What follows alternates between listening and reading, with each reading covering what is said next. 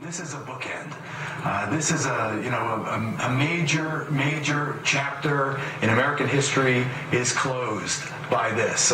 We have exacted our revenge. We have, in the Old Testament sense, taken the eye for the eye, and never was it more deserved. Just moments ago, a statement from former President George W. Bush released by his office. I'll quote here. Earlier this evening, President Obama called to inform me that American forces killed Osama bin Laden, the leader of the al-Qaeda network that attacked America on September 11th, 2001. I congratulated him and the men and women of our military and intelligence communities who devoted their lives to this mission. They have our everlasting gratitude. This momentous achievement marks a victory for America, for people who seek peace around the world, and for all those who lost loved ones on September 11th, 2001. The fight against terror goes on, but tonight, America has sent an unmistakable message. No matter how long it takes, justice will be done. Former President George W. Bush. Greta, your thoughts? It was very presidential. Of course, he is the president. I would have loved to have had a news conference because there's so many details I want to know. I want to know what is called the inside story to President George W. Bush, because this is obviously very important to President George W. Bush since the war started. 9/11 happened under his watch. President Bill Clinton has also responded. I suppose we'll get more statements tomorrow, but I thought it was a good statement that he made tonight. It's almost like an AP, just the facts. He just told us the facts because he is very mindful that this has huge consequences, potential consequences around the world as other nations listen to exactly what he has to say. We don't know about the followers of al-Qaeda. We don't know about al-Zawahiri, the number 2. Where is he? Did he get hit as well? We don't have any of that information. We'll get all that tomorrow. But I thought the president came out and made a strong, brief statement. I thought that the nod to President Bush by reference to President Bush was a very important one.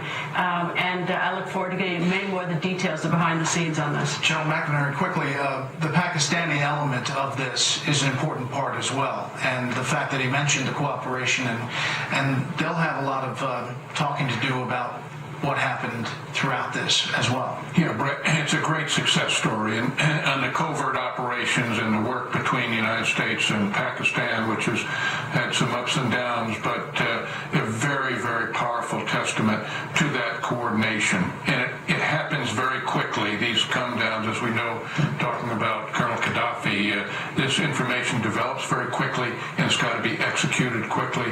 We'd all like to know the details, but if we learn the details, then other people learn the details. So the full story will take Bob Woodward's next book, I think. We'll try here. How about that? Yeah, let's try here. Maybe better. Greg Palcott is here with a look at the end of the world's #1 terror master, Osama bin Laden. He was the most hunted and arguably hated person in this century. His face consequently one of the most recognized around the world. Accused of masterminding the 9/11 attacks on the U.S. and numerous other terrorist outrages, Osama bin Laden topped the FBI's most wanted list for more than a decade. The $25 million offered as reward for his capture, the highest bounty in U.S. history. Bin Laden became the face of America's war on terror as authorities sought to bring to justice those responsible for the attacks that killed nearly 3,000 civilians on September 11. We'll get him running. We'll smoke him out of his cave. And we'll get him eventually. Despite that pledge, the al-Qaeda leader proved elusive. He vanished before U.S. Special Forces and their Afghan allies could overrun his mountainous hideout. Reports suggest he walked across the nearby Pakistan border with trusted bodyguards before a massive bombing operation obliterated his former base at Tora Bora. It's widely believed he went into hiding in the lawless tribal areas in Pakistan, from where he taunted successive U.S. administrations with video and audio clips condemning American foreign policy and offering support to jihadist causes globally. Translated, Al-Qaeda means the cell or base, and bin Laden was its nucleus and figurehead. Born in Saudi Arabia in 1957, he belonged to the large and massively rich bin Laden family, which had its roots in neighboring Yemen. His father, a construction magnate and one of Saudi Arabia's wealthiest businessmen. It was after graduating as an engineer that bin Laden got involved in Islamic Jihad. He joined the CIA-backed Mujahideen fighting Soviet occupation in Afghanistan. He wanted to die as a martyr. He doesn't want to die like everybody else. And he loved the fighting and, the military atmosphere he enjoyed during when he was one of the Mujahideen. Initially, bin Laden used his wealth and family connections to provide logistics support, building accommodation and training facilities for thousands of foreign Muslims that flocked to the Afghan resistance movement. Along the way, he forged close ties with numerous militant groups, including Egyptian Islamic Jihad, led by Ayman al-Zawahiri. It was with this religious fundamentalist that he created Al-Qaeda in 1988, a vehicle to channel funds and fighters into Muslim struggles. I believe Dr. Ayman al-Zawahiri, his deputy, played a major role in transforming the image of Osama bin Laden, the character of Osama bin Laden. He gives him the vision which he lacked. Osama bin Laden, in the beginning, he was concentrating on kicking the American out of Saudi Arabia, Arabian Peninsula. He never actually looked beyond that. But Ayman al-Zawahiri, because he is a shrewd politician, I believe he influenced Osama bin Laden to enlarge his vision, to look beyond the borders of Saudi Arabia. So that's why he managed to globalize Al-Qaeda. Al-Qaeda quickly morphed from a logistics hub into the philosophical nerve center for holy war. Prominent in its sights, the Saudi royal family and the arch-infidel, America. Bin Laden's hostility towards Saudi's rulers stemmed from them agreeing to allow American troops to be stationed there before the first Gulf War in 1991. Less than a year after that war ended, a bomb ripped through a Yemen hotel. The device intended for U.S. soldiers killed innocent tourists. It was the first terror attack linked to bin Laden and Al-Qaeda. 2 months later, Muslim fundamentalists attempted to blow up the World Trade Center in New York. U.S. intelligence reports said bin Laden, financing terror training camps in Sudan at the time, had ties to the key suspect in the Trade Center bombing. In 1996, under pressure from the U.S., Sudan expelled bin Laden. He returned to Afghanistan, where he issued a fatwa urging Muslims to drive American troops out of the Arabian Peninsula. That year, a truck bomb destroyed Khobar Towers, a U.S. military barracks in Saudi Arabia. 19 American servicemen were killed.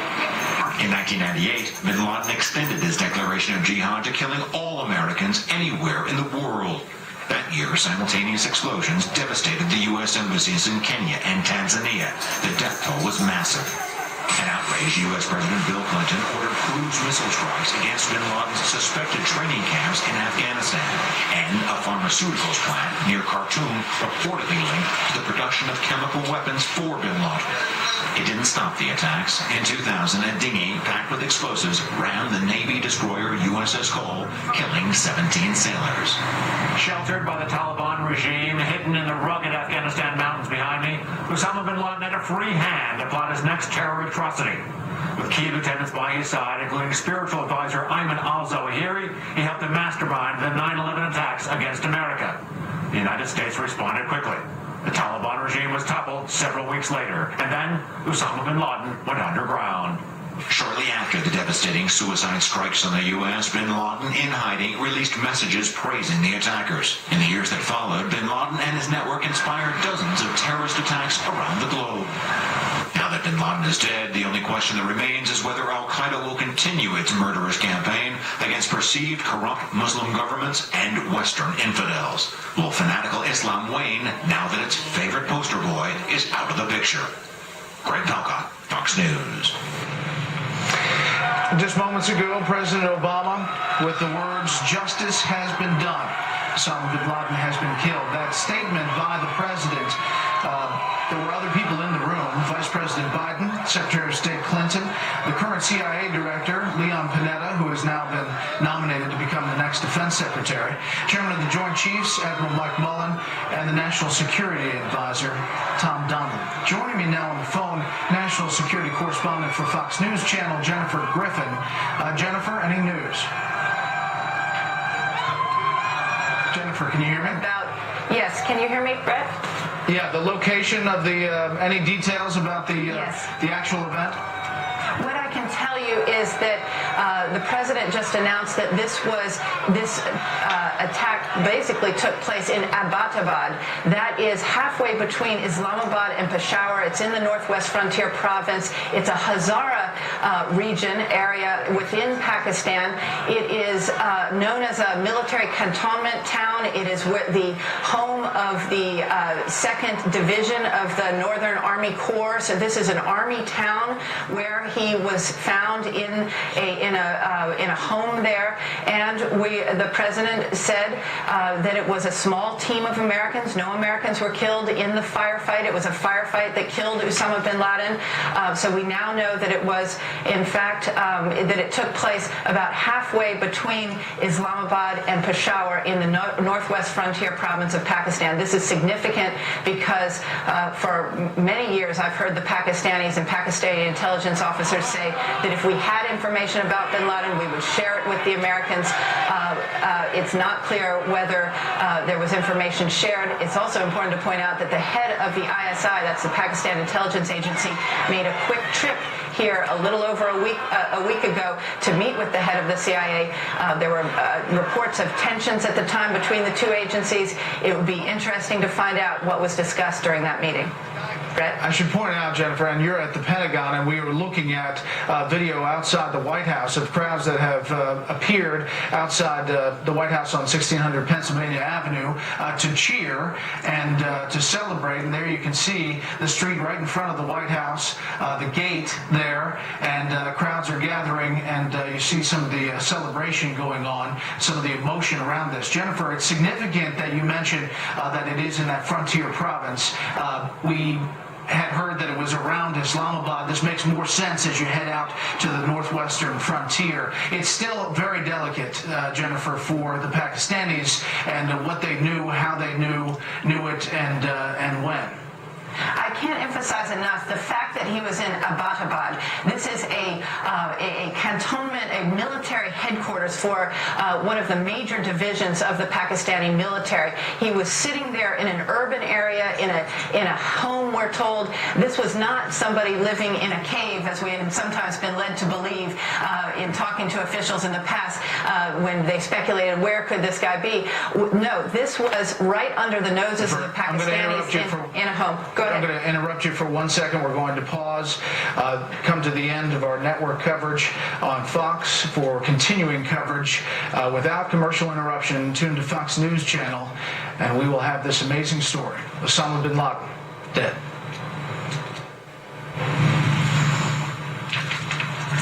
Jennifer, sorry to interrupt. I wanted to clear our network partners here. You were saying that this is just a significance of where exactly this happened, according to your sources. Well, that's right. What we know about Abbottabad, and we know that it was Abbottabad because that's where the president said that this small team of Americans engaged in a firefight. They had intelligence that Osama bin Laden was in this home, and we understand that it was a small team of Americans that took him out. That I must correct something that I originally reported not long ago when we were initially getting reports. We had some reports that it was, in fact, a U.S. missile that had struck him. That is not the case. It was a firefight, and it was a small team of U.S. operatives that killed him. But the significance of where he was killed, it's about 150 kilometers, a little over 100 miles from Islamabad, but about halfway between Islamabad, the capital, and Peshawar in Northwest Frontier Province. That is significant because he was not, as many have reported in the past, as speculation grew as to where could Osama bin Laden be, he was not hiding in a cave somewhere. He was in a home in a very important town, a town that's very important to the Pakistani military, and that is significant because that will lead to many questions about why the Pakistanis didn't know, or did they know, where he was at the time. Okay, Jennifer Griffin live at the Pentagon. We'll head back, of course, with any breaking details as we learn more. Also joining me now, Catherine Herridge, national correspondent. Catherine, you've been talking to sources as well.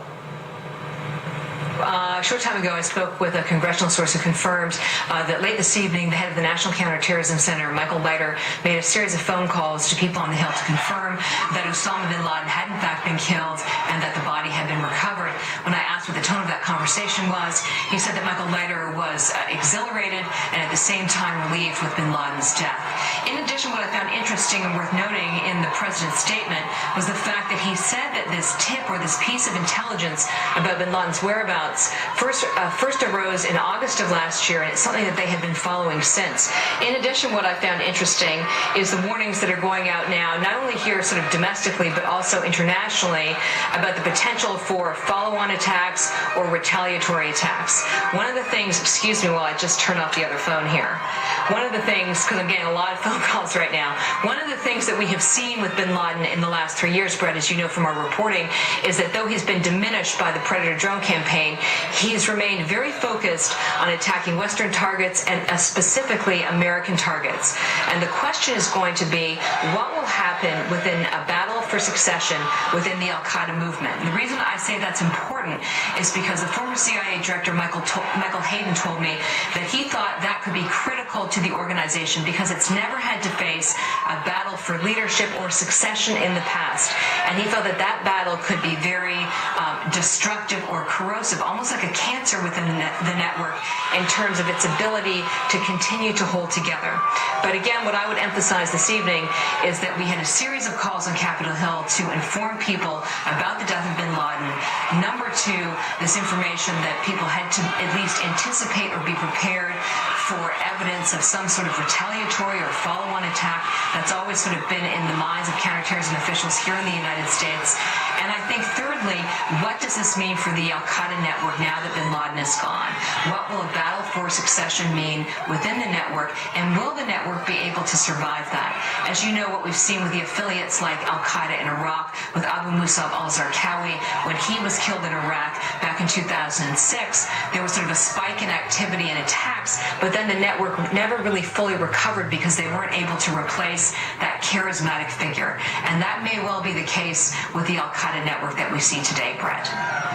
Catherine, thank you very much. We're looking at video just outside the White House as crowds are gathering now to celebrate the death of Osama bin Laden, which is obviously a major historic point in the war on terrorism. The president mentioning that, using those very words, saying tireless and heroic work by the U.S. military and the intelligence community have resulted in this. Greta Van Susteren here, some thoughts. Well, first of all, I think we have to give a lot of credit to President Obama, because imagine if he'd gotten this one wrong. This would have been an attack inside Pakistan. So our hats goes off to the level, and also our military for the level of intelligence. I mean, they got this one right. Getting it wrong would have been almost catastrophic. Secondly, what's up with Pakistan? If it's as Jennifer says, that it's in this military headquarters town, and we're working with the Pakistani military, you know that they had to have known this beforehand, and they just weren't telling us. Yeah. General, that's the sensitivity as we you want to listen into the scene outside the White House? Okay.